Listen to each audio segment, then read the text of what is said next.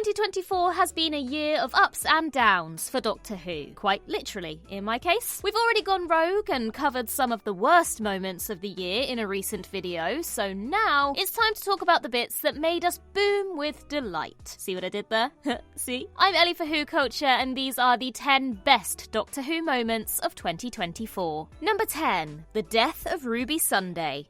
Due to the return of former showrunner Stephen Moffat, Boom was the most hotly anticipated episode of Season 1, and it did not disappoint. With the Doctor stuck on a landmine, the story progressed in a manner reminiscent of Moffat's 2022 thriller Inside Man, a bad situation that just gets worse and worse and worse. First, a young girl wanders into this war zone looking for her father, only to find out that he's dead. Then, a trigger-happy Anglican Marine marches in and summons a trigger-happy ambulance before the most devastating development of all. Ruby is shot dead. It's a masterfully executed moment, and that's largely because it makes total sense within the story and doesn't feel contrived. Ruby has to shoot Mundy to distract the ambulance, but in doing so, she inadvertently marks herself as a threat to Mundy's would-be lover, Kanto, and throughout it all, the Doctor must stay pinned to the spot, unable to save her. And then there's Murray Gold's deeply evocative score, and Ncuti Gatwa's heartbreaking reaction. Now, of course, Ruby doesn't stay dead, but it's testament to the strength of the moment that part of you believes that she actually might.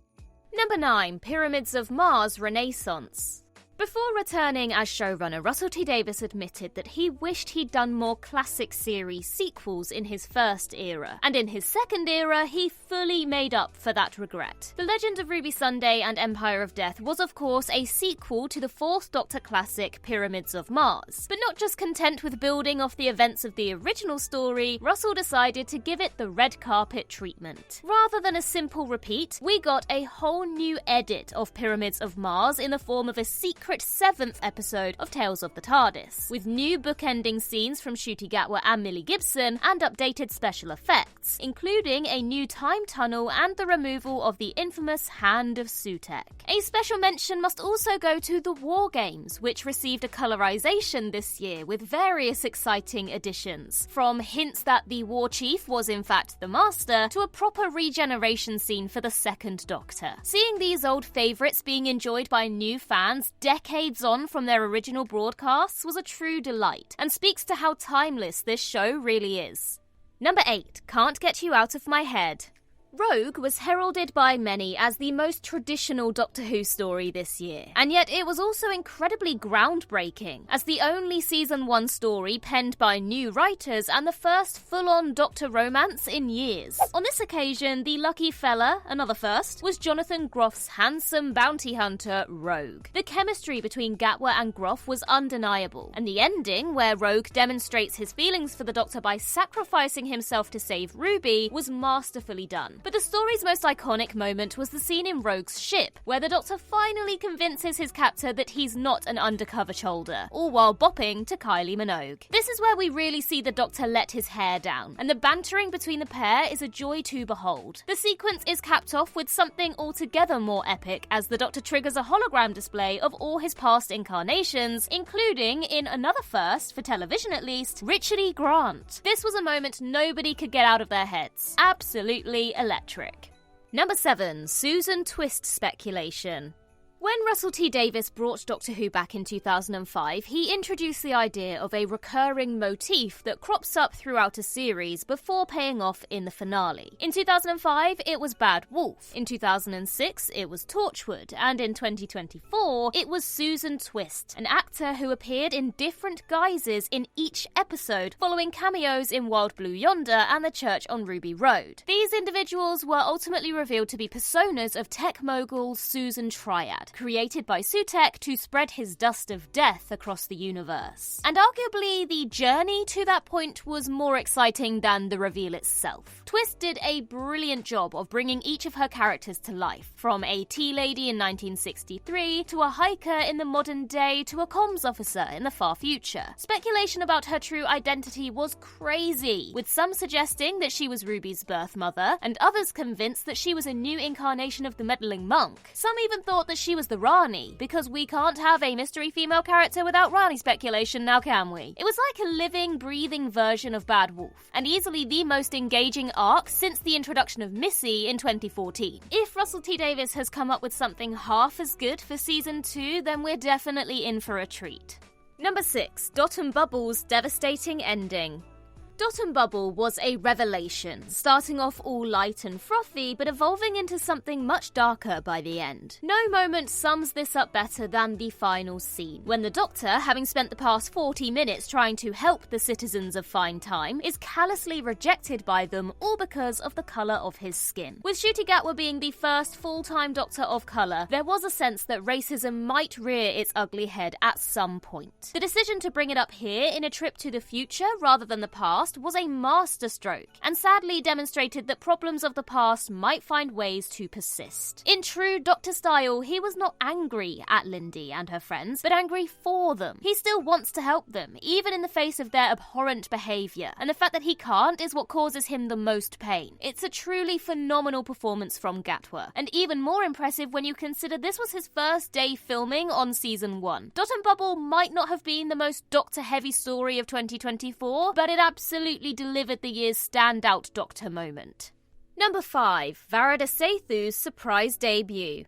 2024 began with rumours that Millie Gibson would be leaving Doctor Who despite the fact that she'd only just made her debut. Tabloids claimed that Andor actor Vadsethu was joining the show as the 15th Doctor's next companion, a fact that was all but confirmed when she was spotted on set alongside Ncuti Gatwa. Having remained silent on the matter for so long, the BBC's decision to confirm her casting shortly before the season 1 premiere seemed somewhat suspicious. Indeed, Who Culture jokingly speculated that the production was about to do another Oswin Oswald and have Vadsethu show up a whole season early. And to everyone's surprise, that's exactly what happened, with Sethu making her Doctor Who debut in Boom, albeit as a separate, unconnected character called Mundy Flynn, so maybe more Martha than Clara. Sure, it's possible that there's more to it than that, and maybe there's a reason why the Doctor's new companion looks so much like the woman he met on Castarian 3. Regardless though, it was a brilliant reveal. Yet another thing to send fans' heads spinning in what was already a very tense and stressful episode. Props to the production team for managing to keep it under wraps for over a year.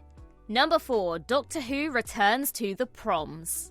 Music has always been a big part of Doctor Who, and fans have occasionally had the chance to hear it performed live, most notably at the BBC Proms. Appropriately enough for a year in which the Doctor battled the god of music, 2024 saw Doctor Who return to the Proms for its biggest concert yet. As was the case in 2008, 2010 and 2013, the programme was largely based around the current era. However, there were also suites dedicated to the 12th, 13th and 14th Doctors, whose music had never been performed at the Proms before, plus old favourites such as I Am the Doctor, Abigail's Song and Validatium. Catherine Tate was presenting, and Anita Dobson had an in-character appearance as Mrs. Flood. There was even an interactive cutaway scene involving Maestro and that famous Beatles hit, I've Got a Dog. It was a wonderful celebration of Murray Gold and Segun Akinola's scores for the show, thoroughly enjoyed by all who attended, myself included. I absolutely loved it. And for anyone else, the entire thing is now available to watch on BBC iPlayer. Number 3. The Long Way Round.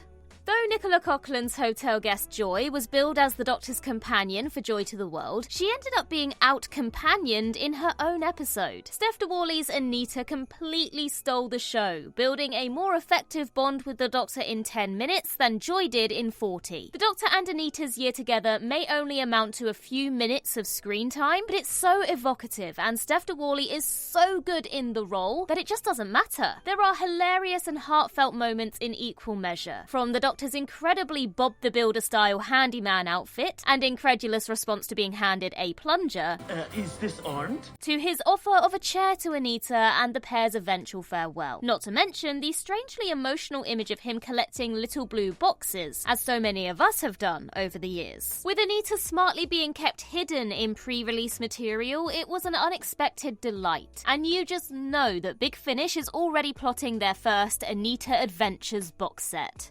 Number 2. 73 Yards is unveiled.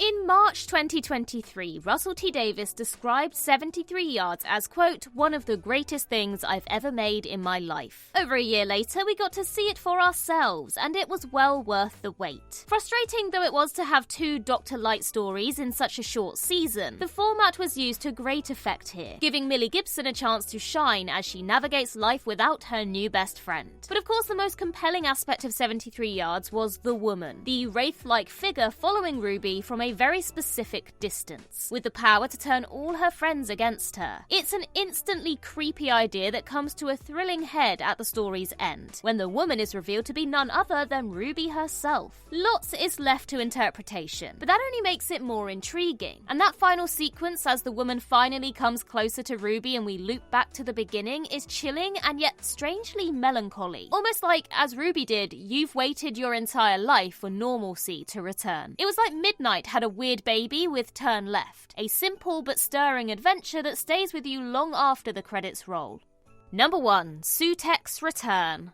Going into Season 1, Russell T Davies was adamant that no past monsters were returning. But lest we forget, rule number 1, the showrunner lies. Russell's barefaced lie was all a ruse to preserve one of the greatest cliffhangers in recent years, as the one who waits was finally unmasked and Sueks returned, nearly 50 years after his first showdown with the Doctor. Though some fans put 2 and 2 together when one crew member likened Season 1's big bad to Poirot, i.e. David Suchet, on top of the Pyramids of Mars callback in The Devil's Cord, with the Doctor showing Ruby a ravaged future Earth, just as he did with Sarah Jane all those years ago, the big reveal was massively exciting, as we realised that Susan Triad wasn't anything to do with TARDISes or Time Lords, but one of Classic Who's most beloved enemies. The moment the letters crash together to become Sutek is still sensational. A proper, they've actually gone and done it moment. And the fact that Gabriel Wolf was back providing Sutek's voice was the icing on the cake. All that's left to say is which old enemy will be returning in the Season 2 finale. Place your bets now, folks, and probably prepare for some exterminating, I'd say. And that concludes our list. Now, of course, these were the best moments, but there were some bad ones too, so make sure you also check out the 10 worst Doctor Who moments of 2024. In the meantime, I've been Ellie for Who Culture, and in the words of Riversong herself, goodbye, sweeties.